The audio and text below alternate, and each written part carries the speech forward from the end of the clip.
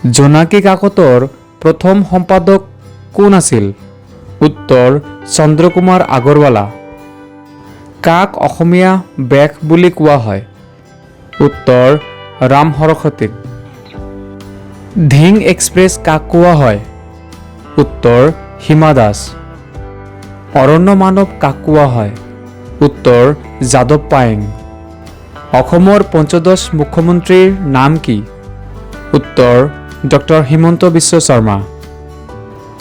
সাহিত্য একাডেমী পুৰস্কাৰপ্ৰাপ্ত প্ৰথম অসমীয়া উপন্যাসখনৰ নাম কি?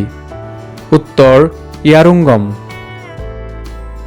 সাহিত্য একাডেমী পুৰস্কাৰপ্ৰাপ্ত প্ৰথম অসমীয়া পুথিখনৰ নাম কি?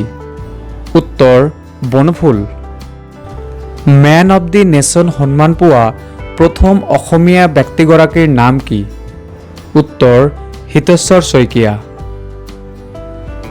চিৰ চেনেহী মোৰ ভাষা জননী এই গীতটো কোনে ৰচনা কৰিছিল? উত্তৰ মিত্ৰদেৱ মহন্ত। প্ৰথম ডাবিং কৰা অসমীয়া ছবিখনৰ নাম কি? উত্তৰ ভাগ্য।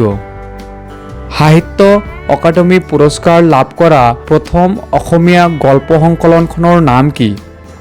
উত্তৰ গোলাম।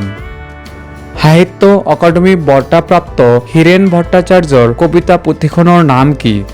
উত্তৰ সুগন্ধিৰ পখিলা।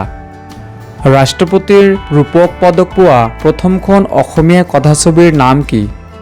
উত্তৰ ৰঙা পুলিচ। অসমীয়া ভাষাত প্ৰকাশ পাই থকা আটাইতকৈ পুৰণি সাপ্তাহিকখনৰ নাম কি? উত্তৰ সাপ্তাহিক জনমভূমি। ডক্টৰ বীৰেন্দ্ৰ কুমাৰ ভট্টাচাৰ্য কোনখন গ্ৰন্থৰ বাবে জ্ঞানপীঠ বঁটা লাভ কৰিছিল? উত্তৰ মৃত্যুঞ্জয়। চিকিৎসা বিজ্ঞানৰ বাবে দেহদান কৰা অসমৰ প্ৰথম মহিলাগৰাকীৰ নাম কি? উত্তৰ ইলোৰা ৰায় চৌধুৰী। আশা কৰোঁ ভিডিঅ'টো ভালে লাগিছে। ইয়াৰ পিছত আৰু ভিডিঅ' পাবলৈ আমাৰ চেনেলটো ছাবস্ক্ৰাইব কৰক আৰু লগতে বন্ধু বান্ধৱীক শ্বেয়াৰো কৰক। ধন্যবাদ।